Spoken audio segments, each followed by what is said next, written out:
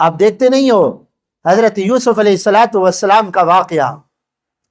زلیخا گناہ کی دعوت دیتی ہے، حضرت یوسف علیہ السلام اللہ کے عظیم پیغمبر ہے، نوجوان، اور زلیخا بھی نوجوان،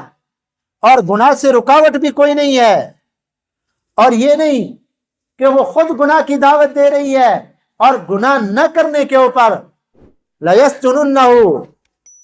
دھمکی بھی دے رہی ہے، اگر گناہ نہیں کرو گے تو قید کے اندر ڈال دوں گی، اور دیکھنے والا بظاہر دنیا کے انسانوں میں کوئی نہیں ہے،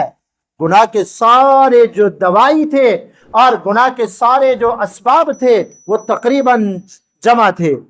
لیکن حضرت یوسف علیہ السلام نے کیا فرمایا؟ قال معاذ اللہ، اللہ کی پناہ، گناہ سے روک جانا، اپنے آپ کو روک دینا، یہ صبر کا دوسرا درجہ ہے اور بڑا درجہ ہے۔ محمد بن یسار ایک بہت بڑے محدث گزرے ہیں، حج کے لیے جا رہے تھے اور قافلہ ایک راستے میں قافلہ رکا، ان کے ساتھی ادھر ادھر ہو گئے، اکیلے بیٹھے تھے، نوجوان تھے، ایک بدو عورت خوبصورت آئی اور کہا جی مجھے جو ہے نا آپ سے ایک کام ہے، تو انہوں نے سمجھا شاید یہ بیچاری بدو عورت ہے، اس کو کوئی پیسے چاہیے، تو انہوں نے پیسے نکال کے دیے، اس نے کہا نہیں پیسے نہیں چاہیے، مجھے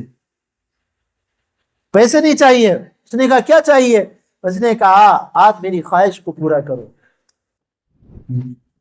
مجھ سے خواہش پوری کرو، زنا کرو مجھ سے، زنا کی دعوت دیتی ہے۔ کہا کوئی نہیں ہے، جنگل ہے اور تمہارے ساتھی بھی کوئی نہیں ہے۔ اب دیکھو گناہ کا سارے اسباب جمع ہے، اب بندہ اس موقع کے اوپر بڑے بڑے لوگوں کے قدم پھسل جاتے ہیں۔ اب انہوں نے جب یہ دیکھا تو اللہ کا خوف اتنا غالب آیا، وہ رونے لگے، اور ایسے روئے دردناک آواز کے ساتھ، عورت کو حیا آ گئی اور عورت واپس چلی گئی، اور یہ روتے رہے کہ یہ کیا ہوا، گناہ، اللہ کا خوف اتنا ہوا۔ اب رات کو سوئے، حضرت یوسف علیہ السلام کی زیارت ہوئی، تو انہوں نے کہا حضرت آپ کا کتنا مقام ہے کہ زلیخا نے آپ کو گناہ کی دعوت دی تھی اور آپ اس گناہ سے بچ گئے۔ حضرت یوسف علیہ السلام نے محمد بن یسار سے فرمایا،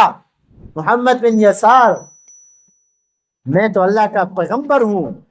اور اللہ کے پیغمبر کے بارے میں یہ ہے، اللہ تبارک و تعالی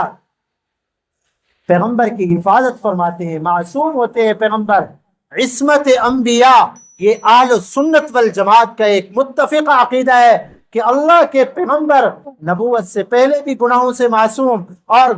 نبوت ملنے کے بعد بھی گناہ سے معصوم ہوتے ہیں۔